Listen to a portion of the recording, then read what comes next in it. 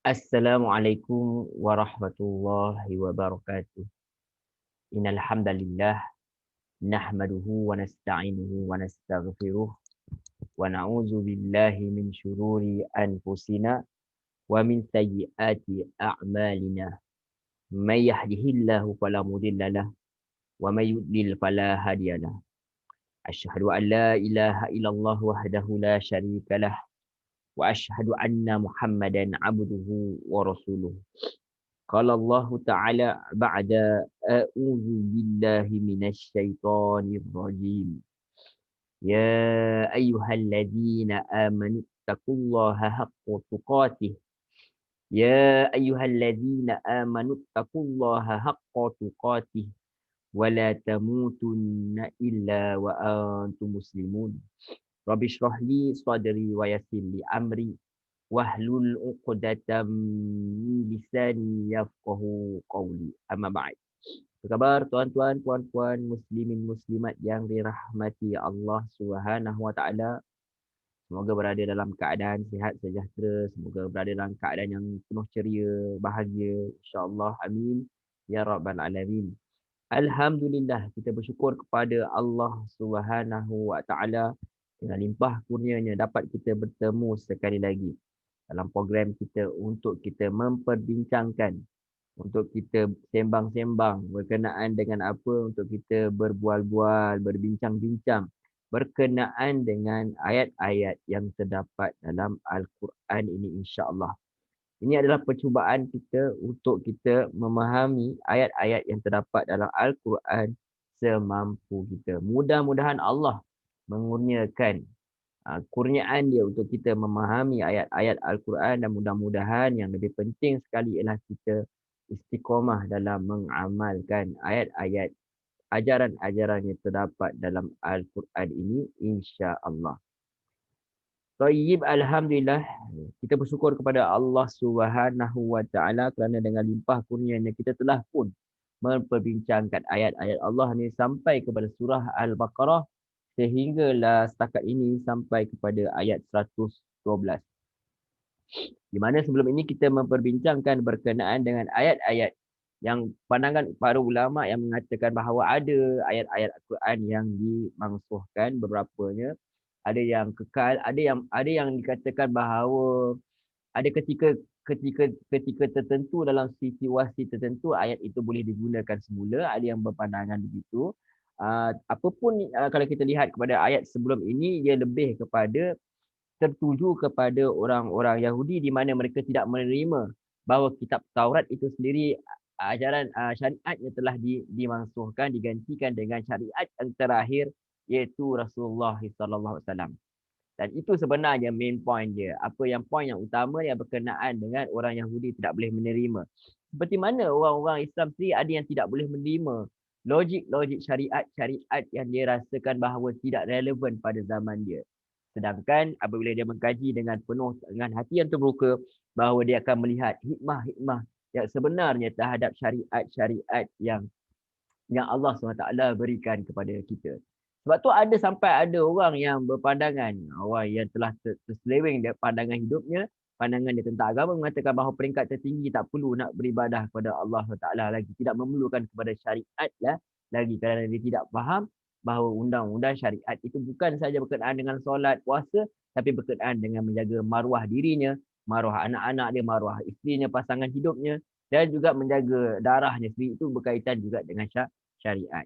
Wallahu a'lam. Jadi apa sahaja Allah yang telah tetapkan untuk kita, sama ada Allah lupuskan yang dahulu, Allah gantikan dengan yang baru, ajaran-ajaran yang syariat-syariat baru, semuanya adalah sesuai dengan kehendak dan kebijaksanaan Allah Subhanahu wa taala. Yang tidak berubah ialah tauhid itu sendiri. Perhambaan kita kepada Allah SWT, ajaran-ajaran pada Nabi dan Rasul itu tetap berpaksikan kepada prinsip yang sama, iaitu memperhambakan diri kepada Allah Subhanahu wa taala, tidak mensyirikkan dia dengan segala sesuatu, dan percaya bahawa adanya hari akhirat, iaitu hari pembalasan, dan semua akan kembali menuju kepada Allah SWT. Jadi prinsip ajaran agama itu tetap sama sahaja, syariat itu, dan semua orang daripada zaman Nabi Adam AS sampailah kepada Rasulullah SAW tetaplah membawa Islam, iaitu tunduk patuh kepada Allah Subhanahu wa taala. Baik. Jadi Allah kata Allah mampu melakukan perkara tersebut kerana milik Allah adalah langit dan bumi. Jadi itu sebenarnya Allah mampu, Allah boleh pilih siapa sahaja yang Allah nak jadikan sebagai nabi akhir zaman. Tetapi malangnya orang-orang Yahudi ini diberitahukan oleh Allah SWT, mereka tak nak terima syariat yang dibawa oleh Nabi Muhammad SAW ni, mereka sengaja timbulkan kekeliruan. Kerana apa? Kerana mereka dengki bahawa nabi akhir zaman ini adalah bangsa Arab. Apa yang menariknya, apa yang dia ajar kepada umat Islam ialah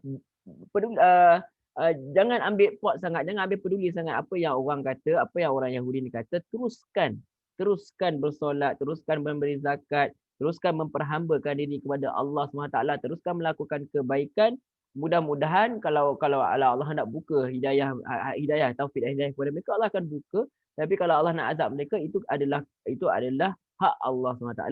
Kerja kita bukan untuk melayan sangat semua apa sahaja yang tomahan-tomahan yang ditimbulkan kepada Islam. Kerja kita adalah memperjelaskan apakah itu Islam yang sebenarnya, tentu saja daripada menjelaskan daripada segi lisan kita dengan mengajak mereka untuk kembali kepada Islam, dan tentu saja dengan perbuatan, iaitu akhlak kita itu sendiri. Baik.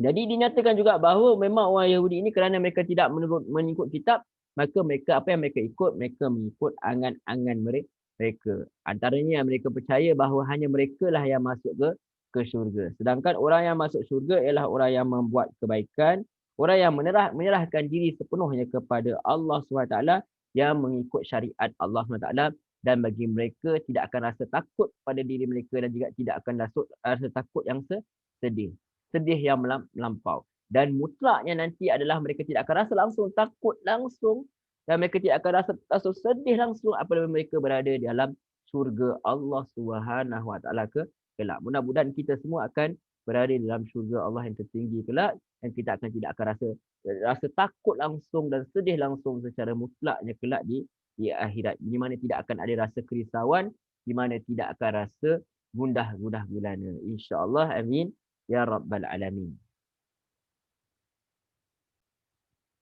Baik tuan-tuan, puan-puan, muslimin, muslimat yang dirahmati Allah Subhanahu wa taala, tanpa kita melengahkan masa, tanpa kita membuang masa lagi, kita terus sahaja kepada ayat yang hendak kita perbincangkan hari ini, iaitu ayat 113. Insya-Allah.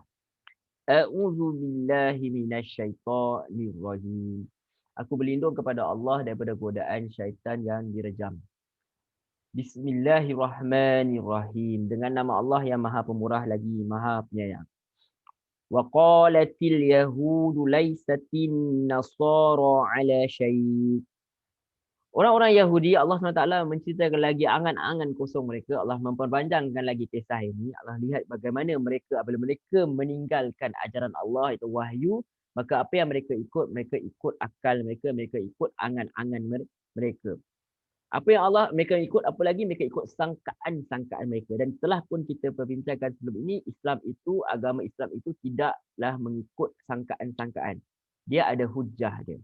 Dia ada fix dalil, dia ada dalam Quran, ada dalam sunnah. Dan dalil juga boleh kita lihat kehebatan Allah SWT itu, kewujudan Allah SWT itu, kekuasaan Allah SWT itu boleh kita lihat pada alam sekeliling, dan juga boleh kita lihat dalam diri kita. Di mana Allah SWT itu memaparkan kekuasaan dia untuk siapa? Untuk siapa yang hendak membuka pintu hatinya untuk merenung atas perkara ini.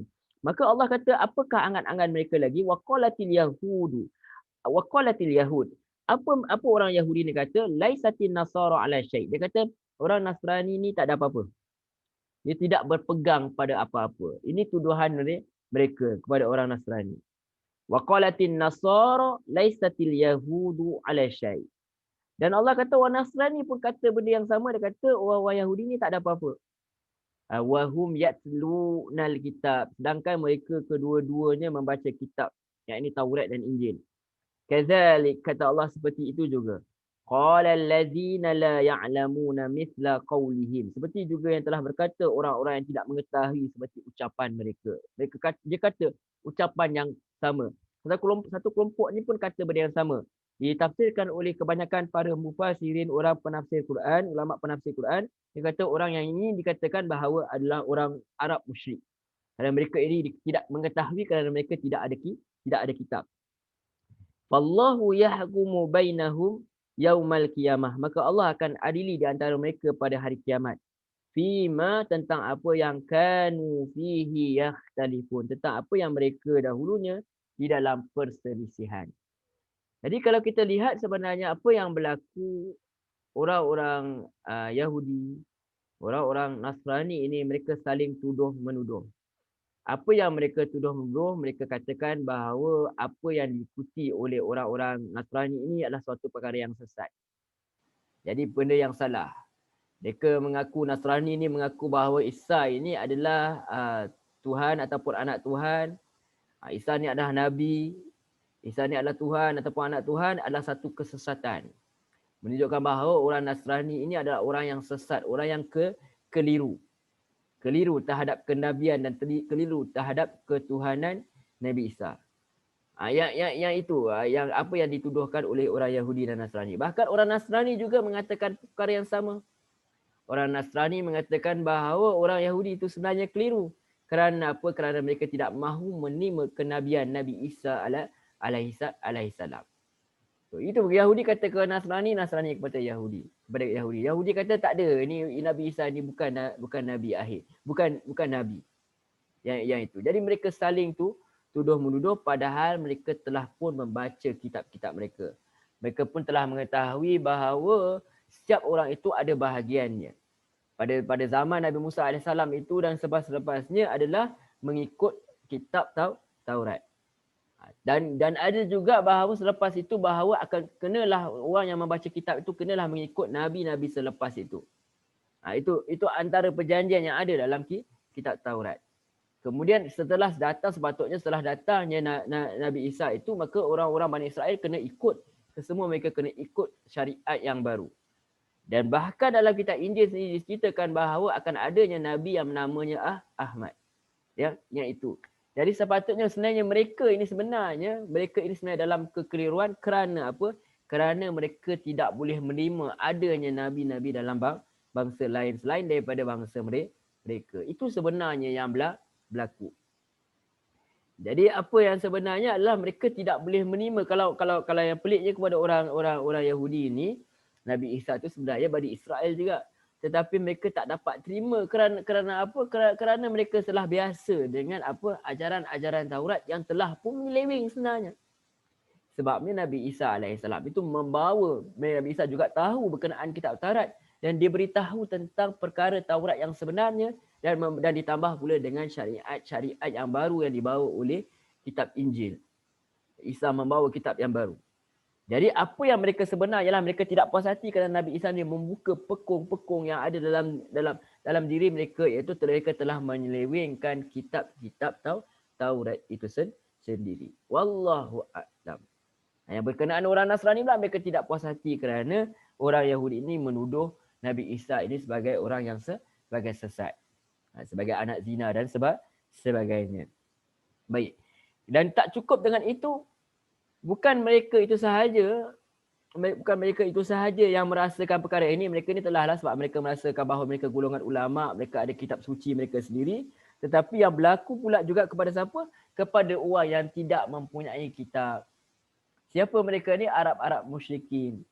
Mereka ini juga mengatakan perkara yang sama, bahawa mereka inilah yang berada di dalam benar.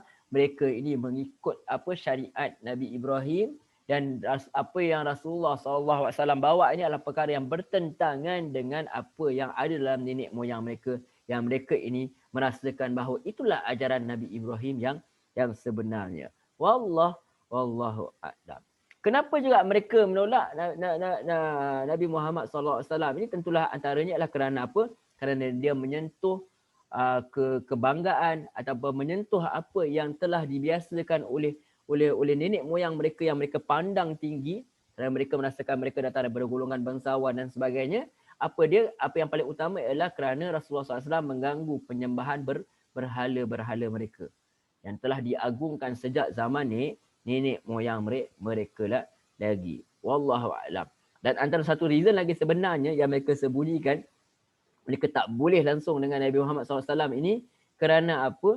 kerana patung-patung ini juga adalah sumber-sumber rezeki mereka.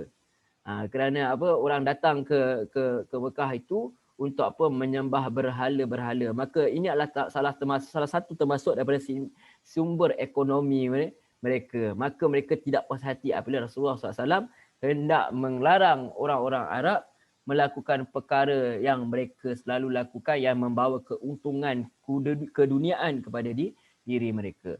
Wallahu a'lam. Dari mereka semua ini, ketiga golongan ni Allah samakan. Walaupun ahli kitab mengaku bahawa mereka ini adalah golongan yang benar, mereka golongan yang mempunyai kitab suci, tetapi dalam ayat ini Allah menyamakan ketiga mereka ini sama sahaja sebenarnya. Ini menyebabkan apa? Menyebabkan orang Yahudi ini jatuhlah dia punya martabat ni apabila keluarnya ayat-ayat seperti ini, menyebabkan mereka semakin marah kebanyakan mereka semakin marah kepada Rasulullah sallallahu alaihi wasallam. Kemudian Allah kata apa? Itulah ucapan mereka ini, apa yang mereka perselisihkan, maka Allah nanti akan adili siapakah sebenarnya yang berada di dalam pihak yang benar. Itu apa yang Allah SWT tinggalkan kepada kita. Apa seperti mana yang Allah telah menyatakan sebelum ini, Allah suruh kita apa yang kita perlu buat, kita jalankan saja perintah Allah SWT, jauhi larangannya. Allah suruh dakwah, kita dakwah. Tetapi tak perlulah kita mengambil hati sangat apa yang mereka katakan. Yang penting kita teruskan saja kerja kita untuk menyebarkan ajaran Allah Subhanahu Wa Taala ini. Jangan kita terpengaruh dengan apa ataupun cuba jangan cuba kita kurangkan syariat kita demi mengambil hati mereka ini, kerana mereka ini semuanya sebenarnya berada dalam kekeliruan yang nyata. Jadi Allah yang akan mengadili mereka kelak kalau mereka tidak mahu menerima kebenaran yang hakiki, iaitu Al-Quran itu sendiri. Kemudian Allah lanjutkan.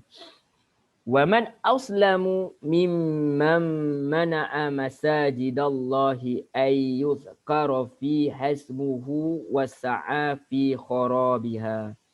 Dan siapakah yang lebih zalim, kata Allah, daripada orang-orang yang melarang di dalam masjid Allah untuk menyebut namanya dan berusaha merobohkannya. Ulaika ma kana lahum ay yadkhuluha illa khaifin.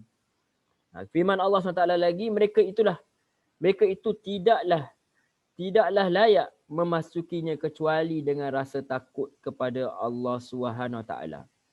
Lahum fid dunya khisyun wa lahum fil akhirati azabun azim.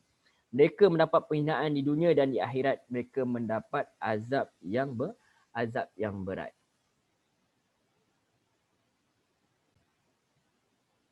Tuan-tuan, puan-puan muslimin muslimat yang dirahmati Allah Subhanahu Wa Taala.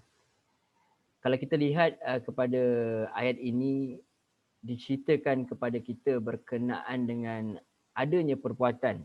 Kita sendiri ketahui bahawa kaum musyrikin di Mekah, di mana mereka ini menghalang kaum muslimin melaksanakan solat di Masjidil Haram. Dan dikatakan berkenaan dengan ayat ini sebenarnya ditujukan kepada orang Arab musyrikin ini. Mereka menghalang kaum muslimin ini melaksanakan solat di Masjidil Haram, sehinggalah akhirnya para sahabat ini dan Rasulullah dan para sahabat berhijrah ke Madinah.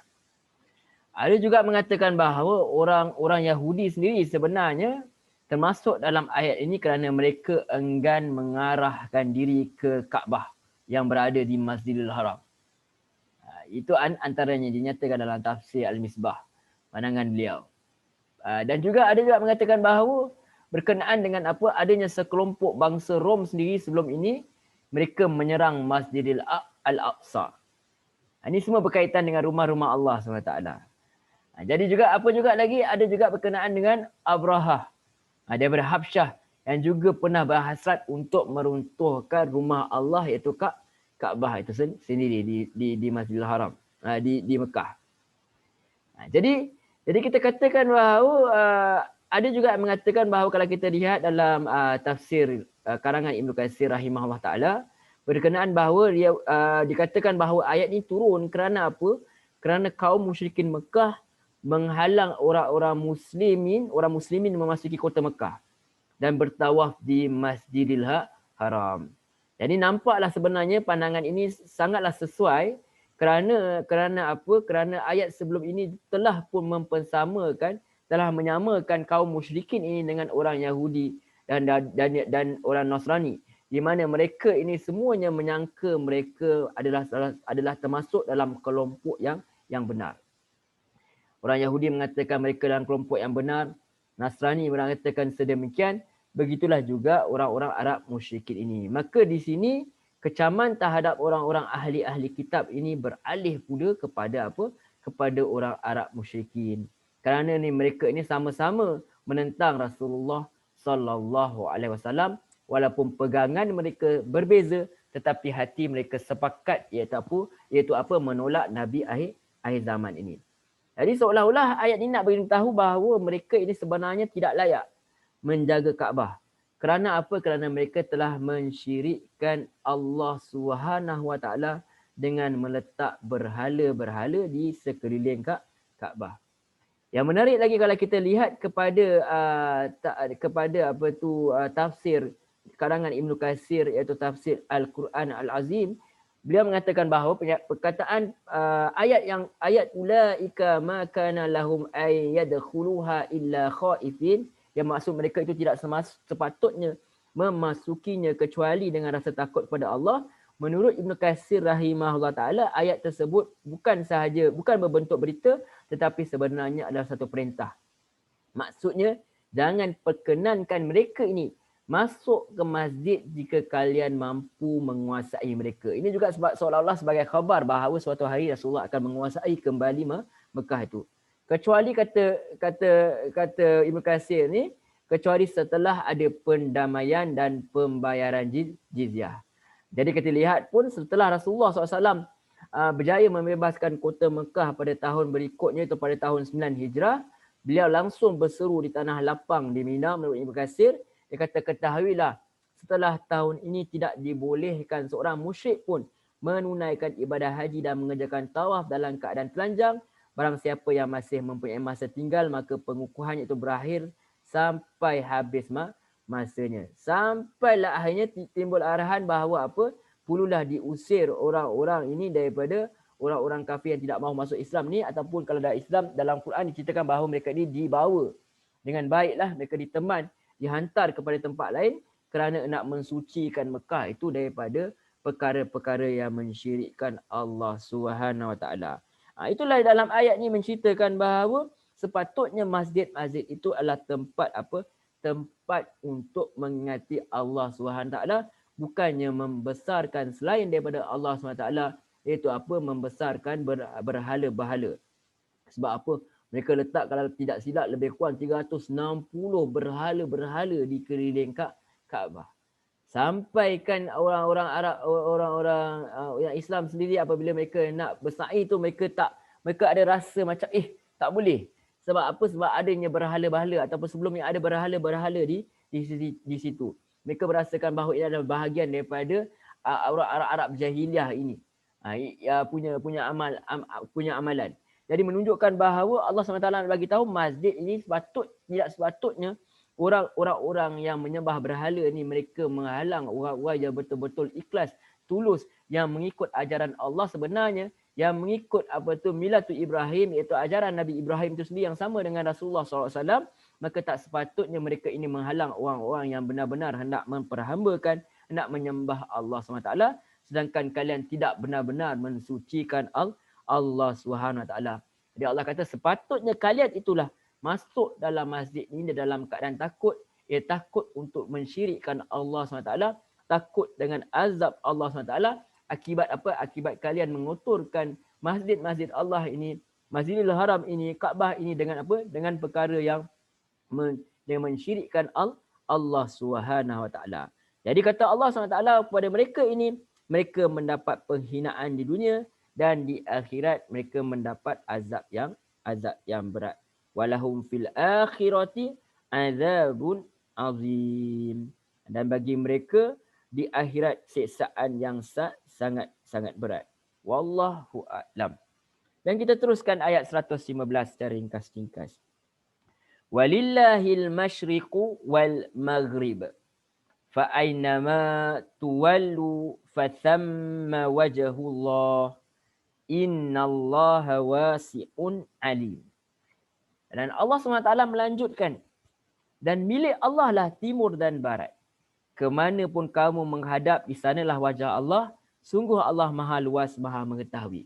Oleh kerana ayat sebelum ini, ayat 114 menceritakan berkenaan buruknya orang yang zalimnya, orang yang menghalang orang-orang yang tulus ikhlas hendak memperhambakan diri kepada Allah SWT, hendak menyembah Allah SWT, hendak menyebut nama-nama Allah SWT, bukan menyebut nama Lata, Uzza, bukan menyebut nama-nama berhala, maka Allah SWT memujuklah orang-orang yang dihalang untuk mendekat masjid Allah ini, dengan Allah kata bahawa milik Allah lah timur dan barat. Kemanapun kamu menghadap, di sanalah wajah Allah. Sungguh Allah maha luas, maha mengetahui. Jadi ayat 116 ini sebenarnya lah ayat untuk memujuk umat Islam yang telah berhijrah daripada Mekah ke Madinah. Wallahu a'lam. Tapi ada antara pandangan ialah bahawa ayat ini adalah untuk memujuk umat Islam yang telah berhijrah daripada Mekah ke Madinah. Di mana di Mekah sebelum ini, Rasulullah SAW apabila menghadap ke Kaabah, maka Rasulullah dapat juga straight terus menghadap ke kiblat di Masjidil Aqsa.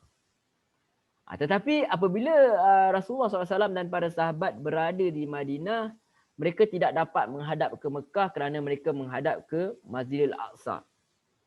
Jadi maka Allah membujuklah hati para sahabat ini, Rasulullah ni, kerana mereka diejek-ejek oleh orang Yahudi. Orang Yahudi kata apa?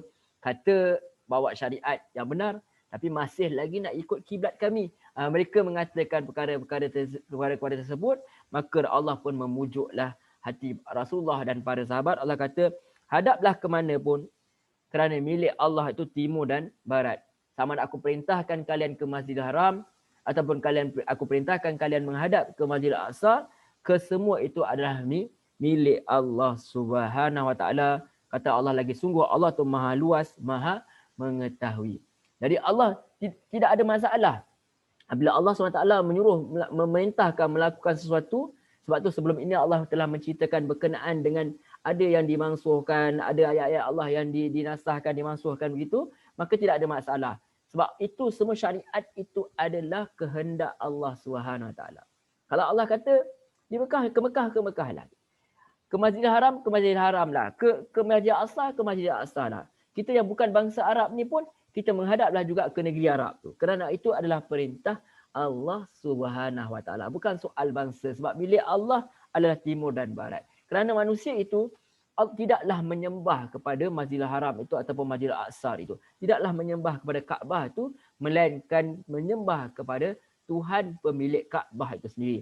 Tuhan pemilik Masjidil Haram, Tuhan pemilik Masjidil Aqsa. Kemana saja yang dihadapkan, menurut Allah pujuk kepada Rasulullah dan para sahabat ni, tak kira lah ke mana pun, yang penting kalian memperhambakan diri, kalian menyembah Allah SWT, kalian menghadap wajah Allah SWT.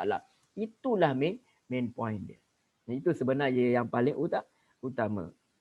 Itu Allah dalam masa yang sama juga Allah sebenarnya tengah mengajak akidah juga kepada kita bahawa yang dihadap itu bukanlah masjid itu ataupun Kaabah itu, yang dihadap itu adalah kepada Allah Subhanahu Wa Taala.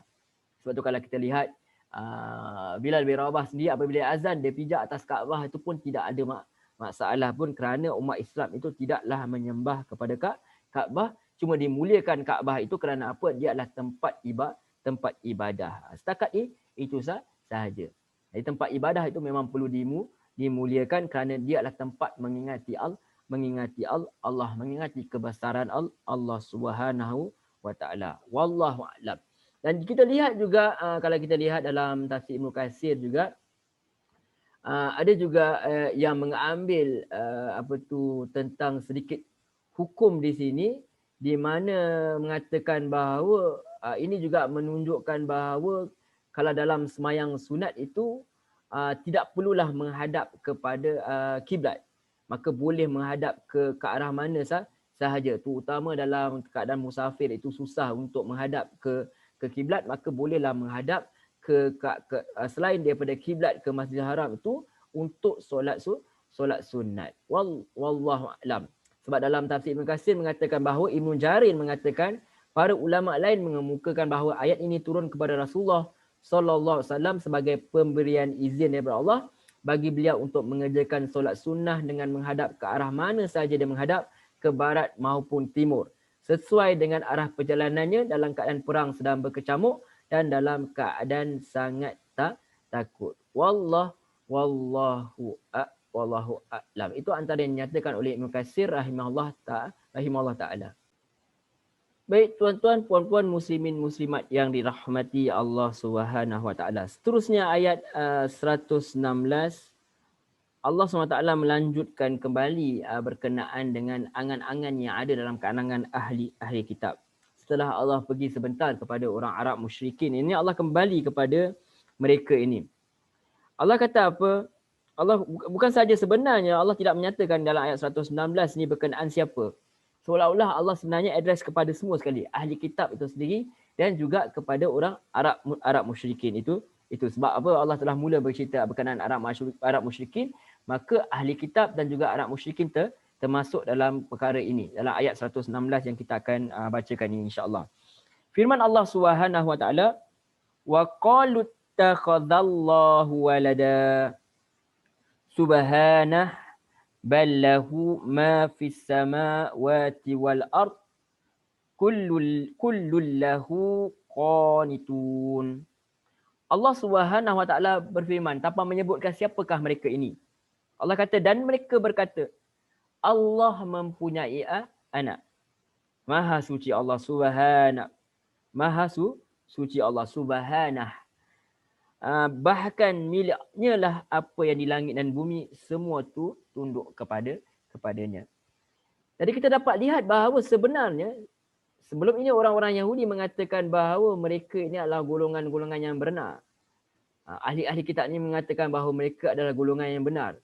Tetapi hakikatnya mereka itu dengan Arab musyrikin itu sama sahaja. Apabila Allah SWT membicarakan berkenaan mereka ini mengatakan Allah mempunyai anak, ketiga golongan ini segolongan daripada mereka ada di antara mereka memperkatakan tentang perkara ini bahawa Allah ini mempunyai anak. Misalnya orang Yahudi itu mengatakan bahawa Uzair itu mempunyai anak. Uzair itu adalah anak Tuhan. Jadi sekali lagi bahawa Yahudi mengatakan bahawa Uzair itu adalah anak Tuhan. Jadi perkara ini tidaklah didedahkan oleh mereka ini. Tetapi rupanya Allah SWT nak bagi tahu bahawa orang Yahudi ini sebenarnya mereka ini juga mengatakan bahawa Uzair ini adalah anak Tuhan. Begitu juga Nasrani mengatakan bahawa Isa itu anak Tuhan. Bukan setakat itu, sebenarnya Arab musyrikin itu sendiri pun mengatakan bahawa Allah itu mempunyai anak dengan mereka membuat tuduhan bahawa malaikat itu adalah anak perempuan tu Tuhan. Itu dinyatakan kelak oleh Allah SWT atas perkara ini. Mereka tidak mahu, mereka benci kepada, ada di antara mereka yang benci kepada anak-anak perempuan, mereka tanam hidup-hidup anak-anak perempuan mereka, tetapi mereka mengatakan, mereka bagi ke Allah anak perempuan ni. Sungguh tidak patut atas perbuatan mereka ini. Sungguh buruk atas apa yang mereka katakan ini. Waktu Allah kata maha suci Allah. Maha sucinya. Allah suruh kata apa? Maha suci Allah. Maha sucinya. Ballahu, bahkan apa yang di langit dan di bumi itu semuanya tunduk kepada Allah Subhanahu Wa Taala. Saat Allah hendak menjadikan bumi ini, di mana bumi dan langit ini masih dalam keadaan asap, dipanggil kepada mereka ni, datanglah keadaan terpaksa sukarela atau terpaksa, mereka kata kami datang dalam keadaan sukarela. Semuanya tunduk dan patuh kepada Allah SWT. Nanti bumi ini juga akan musnah juga dengan apa? Kerana patuhnya kepada Allah Subhanahu Wa Taala. Begitu. Kalaulah langit, kalaulah bukit ini diturunkan Al-Quran, maka akan robohlah mereka. Kerana apa? Kerana takut kepada Allah SWT. Semuanya, bahkan haiwan-haiwan juga bertasbih kepada Allah SWT dalam keadaan yang kita tidak ketahui. Nah itu dia. Kemudian Allah jelaskan lagi secara ringkas, kita terus baca kepada ayat 117. Badi'us samawati wal ard. Penciptalah, Allah inilah pemula kepada pencipta langit dan bumi. Tanpa Allah itu memohon, meminta pertolongan kepada siapa pun, Allah lah satu-satunya pencipta langit dan bumi. Dan Allah jadikan setiap perkara ini mudah sahaja. Wa idza qadha amran fa innama yaqulu lahu kun fayakun. Jadi Allah ceritakan kepada kita apabila dia hendak menetapkan sesuatu, dia nak jadikan sesuatu, dia hanya kata apa? Jadilah. Maka jadilah sesuatu itu. Allah hanya berkehendakkan sesuatu, maka dengan kehendak Allah SWT itu jadilah apa yang dia mahu. Jadi ini semua berkait-kait sebenarnya dengan ayat-ayat sebelum ni. Apa syariat yang Allah datangkan, yang orang timbulkan kekeliruan tentang ayat-ayat yang dimansuhkan, ada yang dinasahkan, yang dimansuhkan begitu. Maka apa sahaja Allah kata yang kubatalkan itu semua adalah hak aku, kerana Allah yang memiliki segala-galanya, bahkan bukan sekadar memiliki, Allah lah yang menjadikan segala-galanya. Kerana apa sahaja apabila Allah nak sesuatu, Allah hanya berkehendak, maka Allah kata Allah hanya berkehendak, maka terjadilah apa yang Allah kehendaki itu. Kemudian Allah teruskan lagi ayat 118.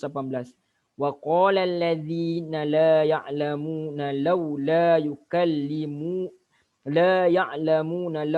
yukallimuna Allahu aw ta'tina ayah.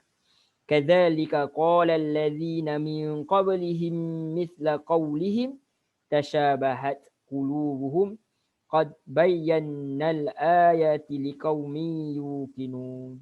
Allah SWT menjelaskan lagi berkenaan angan-angan mereka ini. Kerana mereka telah mengubah ayat-ayat Allah, kerana mereka tidak mengikut ajaran para rasul, termasuk mereka tidak mengikut ajaran Nabi akhir zaman ini iaitu Rasulullah SAW, maka mereka menimbulkan lagi rasa ragu-ragu. Mereka kata, Allah menceritakan kepada kita, dan orang-orang yang tidak mengetahui berkata, yakni orang-orang Arab musyrikin ini, mengapa Allah tidak berbicara dengan kita atau datang tanda-tanda kepada kita? Maksudnya kenapa Allah tak bagi tahu direct kepada dia, atau Allah turun terus bagi tahu kat dia, atau Allah datangkan terus dalam hatinya. Kata Allah SWT, demikianlah pula orang-orang sebelum mereka telah berkata seperti apa yang diucapkan mereka itu. Orang-orang dulu pun dah minta perkara yang sama. Bani Israel pun dah minta perkara yang sama. Bahkan mereka kata mereka tidak akan beriman selagi mana mereka tak melihat Allah SWT. Jadi Allah kata apa? Sebenarnya hati mereka ni sama sahaja. Kerana mereka tidak mahu beriman, maka mereka letakkan banyak sekali syarat. Kerana apa? Sebagai tanda sebenarnya bukan mereka nak melihat kebenaran, sebagai tanda untuk mereka, hujah kepada mereka untuk tidak beriman kepada ajaran Rasulullah SAW dan ajaran para nabi yang sebelum ini. Tuan-tuan, puan-puan, muslimin, muslimat yang dirahmati Allah, kenapa Allah tak menunjukkan satu bukti yang nyata seperti mana yang mereka hendak ni? Sedangkan Allah sebenarnya kalau kita lihat kepada ayat-ayat yang lain, Allah SWT menjelaskan tentang perkara ini. Allah kata apa? Sekali-kali tidak ada yang menghalangi kami untuk mengirimkan kepada mereka tanda-tanda kekuasaan kami yang bersifat zahir ini. Melainkan kerana apa? Tanda-tanda itu telah pun kami tunjukkan, kami paparkan. Tetapi apa telah didustakan oleh orang-orang dahulu yang sifat mereka sama sahaja dengan apa yang kamu minta sekarang. Contohnya kami telah berikan kepada Samud itu unta yang kami ciptakan, yang kami keluarkan susu yang dapat mereka minum, yang keluar daripada batu tu, keluar daripada belakang batu itu, bagaimana keadaannya hanya Allah SWT yang mengetahui. Dan kemudian Allah keluarkan susu yang dapat mereka minum sebagai satu mukjizat yang sangat jelas.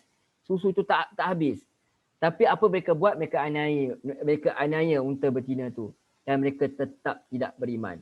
Kata Allah SWT, kalau kami seolah-olah nak bagi tahu kepada kita bahawa kalau kami penuhi permintaan mereka, hasilnya sama sahaja, mereka tetap tidak akan beriman. Perkara ini tuan-tuan boleh lihat dalam surah Al-Isra ayat 59 antaranya.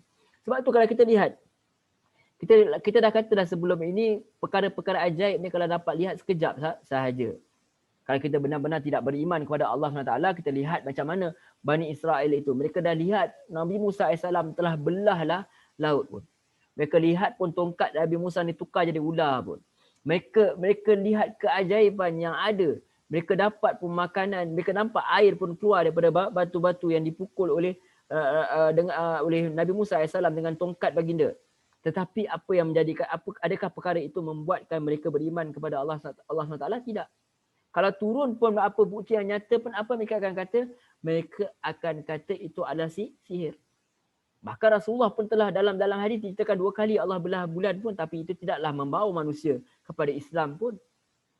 Akhirnya apa yang membawa manusia kepada Islam adalah hujah itu sendiri. Orang yang sudi mendengar hujah ini, orang yang sudi membuka pintu hati kepada Allah SWT ini dah akan menampak kepada kebenaran. Orang yang sudi menggunakan akal yang telah Allah SWT kurniakan kepada dia untuk memikirkan berkenaan kehebatan Allah SWT, kewujudan Allah SWT, mereka inilah yang akan masuk, akan kembali kepada ajaran Allah SWT. Mereka ini termasuk dalam golongan ulul albab, itu orang yang mahu menggunakan akalnya yang sehat. Sebab tu tidak ada gunanya mendatangkan perkara-perkara ajaib ini. Akhirnya mereka kata haza sihrun mubin. Ini hanyalah sihir yang nyata. Rasulullah bagi tahu pun, Rasulullah ada Isra Mi'raj pun ada manusia yang tidak terima, ramai manusia yang tidak terima. Bahkan pada zaman ni pun ada orang yang tidak terima kerana mereka merasakan perkara ini mustahil. Apabila disandarkan kepada makhluk memang mustahil, tapi apabila disandarkan kepada Allah SWT bukanlah suatu perkara yang mustahil, kerana Allah apabila dia berkehendakkan sesuatu, dia hanya mengkehendakinya. Allah kata kun, maka fayakun, maka jadilah dia. Jadi perkara ini Allah tak mau layan dah. Sebab apa? Hati mereka ini serupa sahaja. Perkara ini telah pun diminta sebelum ini, tetapi tidak menjadikan manusia beriman. Sesungguhnya kata Allah, sesungguhnya telah kami jelaskan tanda-tanda kekuasaan kami kepada orang yang yakin. Kadzalik qala alladzina min qablihim. Dan begitulah seperti mana orang terdahulu minta sama yang seperti mereka minta. Tasyabahat qulubuhum, sama sahaja hati-hati mereka, jantung mereka ini. Qad bayyannal ayati liqaumin yuqinun. Sesungguhnya telah pun kami jelaskan tanda-tanda kekuasaan Allah ini kepada kaum yang mereka ini yakin. Mereka yang sudi menggunakan akal yang sehat ini untuk melihat kekuasaan, kehebatan, tanda-tanda Allah Subhanahu wa taala.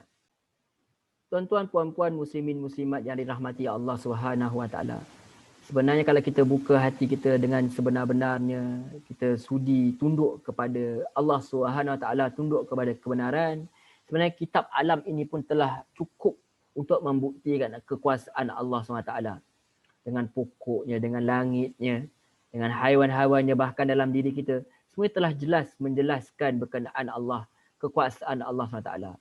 Dan juga disampaikan pula dalam kitab-kitabnya, dijelaskan pula oleh para nabi dan Rasulullah SAW, sepatutnya telah cukup untuk apa? Untuk membuktikan bahawa adanya Allah SWT dan membuktikan kekuasaan Allah SWT.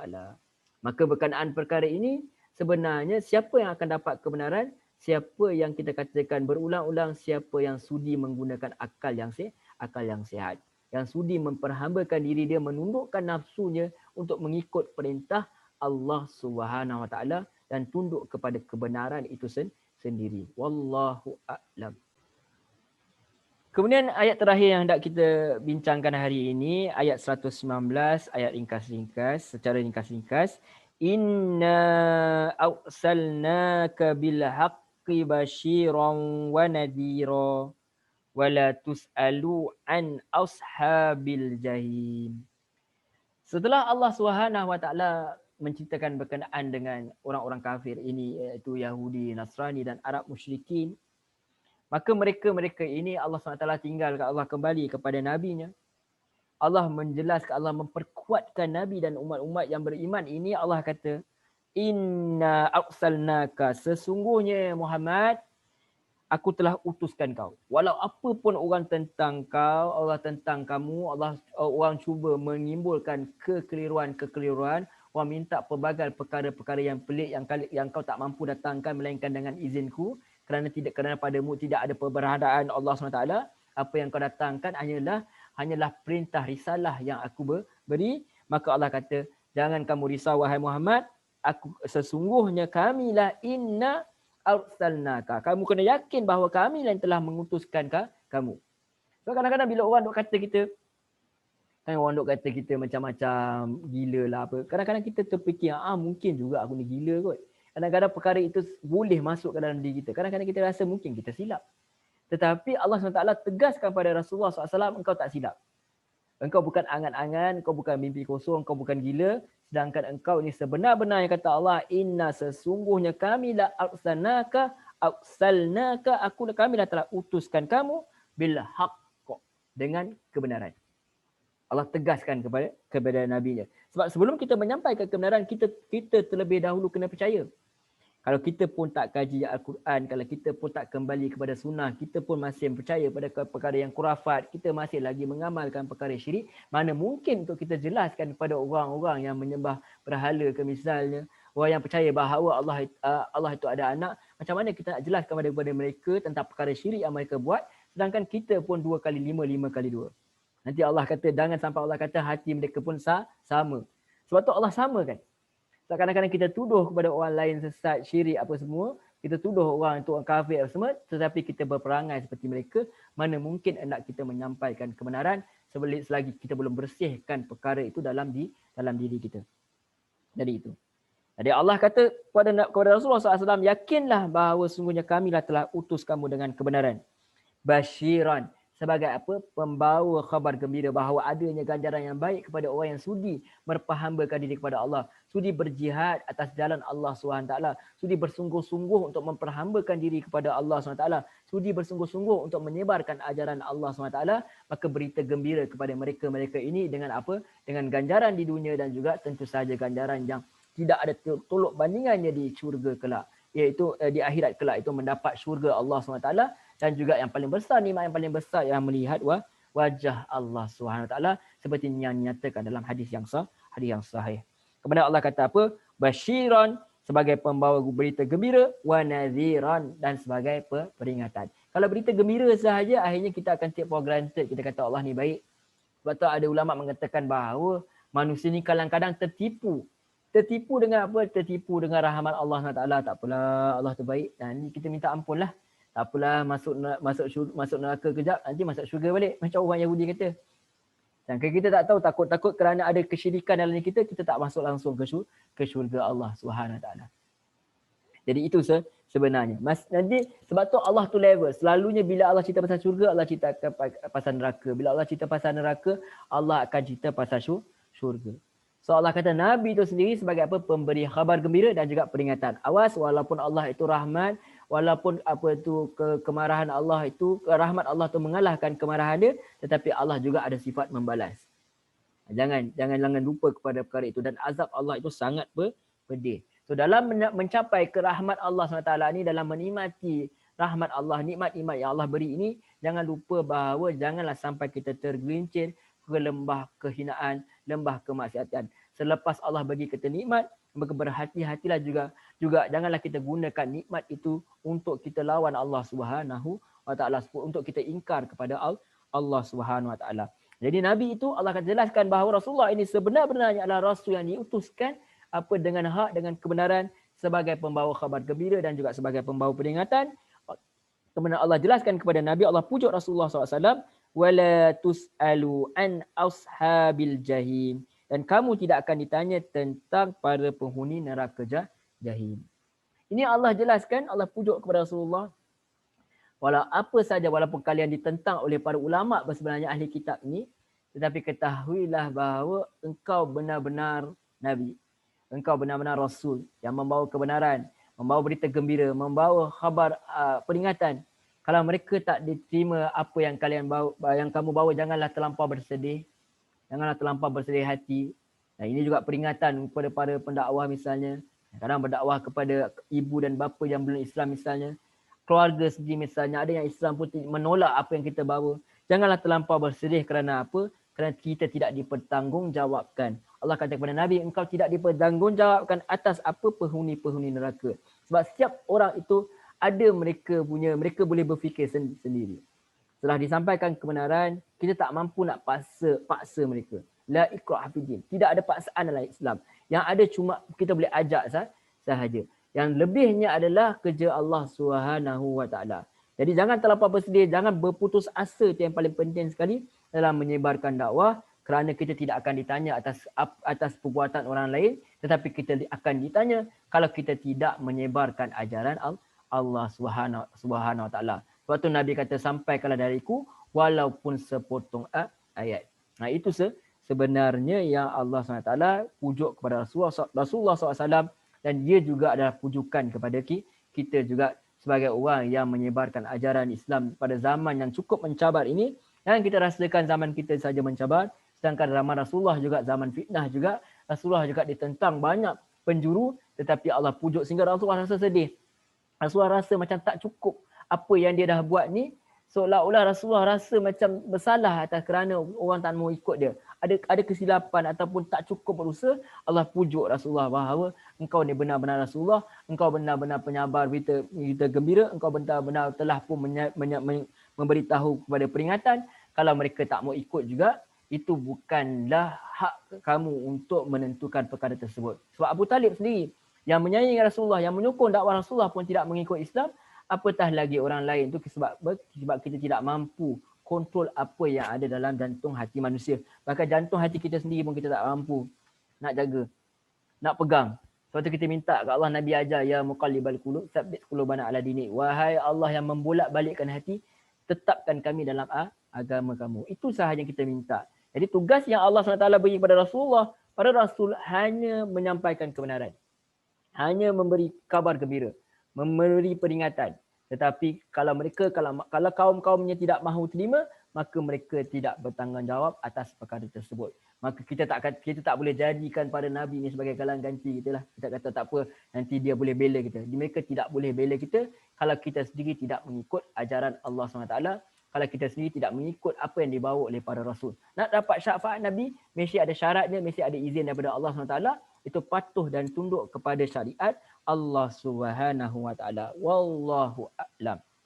Jadi demikian sahaja kita telah berbincangkan secara ringkas-ringkas berkenaan bagaimana sebenarnya orang Yahudi, orang Nasrani dan orang Arab musyrikin ini sebenarnya sama sahaja perbuatan mereka, iaitu mereka ni hidup dalam angan-angan. Agama itu tidak berasaskan kepada hujah, tetapi hanya kepada sangkaan-sangkaan. Dan mereka juga sebenarnya telah menghalang manusia itu daripada kembali kepada agama Allah, mereka menghalang manusia daripada apa? Daripada mengingati Allah SWT dalam erti kata yang sebenarnya. Dan mereka ini, kata Allah SWT, tugas manusia hanyalah menyampaikan kepada mereka ini kebenaran. Soal mereka mahu beriman atau tidak, itu bukanlah soal yang perlu kita fikirkan sangat. Yang penting jalankan. Tugas kita sebagai pendakwah, tugas kita untuk menjalankan dakwah ini, sama ada manusia hendak terima atau tidak, itu semuanya kembali kepada hidayah, itu kembali kepada Allah SWT. Allah lah yang memperkenankan siapa untuk beri hidayah berdasarkan perangai mereka sendiri. Adakah mereka itu sendiri mahu membuka hidayah, yang membuka hati mereka untuk petunjuk Allah Subhanahu Wa Taala. Wallahu a'lam. Demikian sahaja perbincangan kita. Seperti biasa, apa sahaja yang tersalah, tersilap, itu tinggalkanlah. Mana yang tersalah itu saya mohon ampun kepada Allah SWT. Dan juga semoga Allah mengampuni dosa kita semua, merahmati kita semua. Ambil mana yang baik, tinggalkan mana yang buruk, mana yang tersalah. Semua yang baik itu datang daripada Allah SWT. Mana yang ada kelemahan itu, ada keburukan itu, ada kelemahan daripada diri saya sendiri. Mudah-mudahan Allah mengampuni dosa kita. Semoga mudah-mudahan Allah menjadikan diri kita ini sentiasa istiqamah, sentiasa terus berterusan dalam melakukan ibadah kepada Allah SWT sampailah kita menutup mata. Mudah-mudahan kita semua ini matinya kita nanti dalam husnul khatimah, itu dalam keadaan yang baik, bukannya dalam keadaan su'ul khatimah, bukannya dalam keadaan yang buruk. Mudah-mudahan Allah mengabulkan doa ini.